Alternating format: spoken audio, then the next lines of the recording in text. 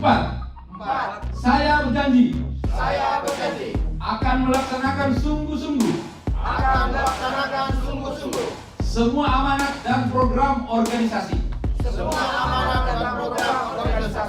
5. Saya Federasi Bela Keselamatan Federasi Indonesia untuk Indonesia. Yes. Luar biasa. Tepuk tangan yang meriah. Pada hari ini, Rabu, 27 April 2022, bertempat di Timorong Hotel Borobudur, Jakarta, Indonesia.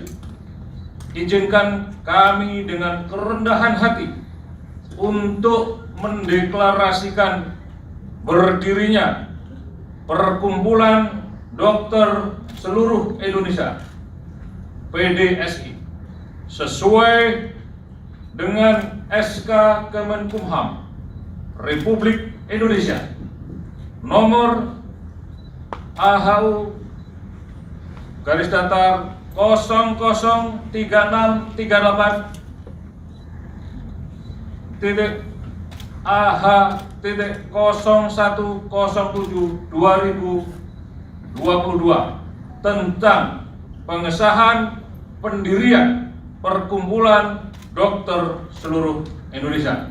Sekian.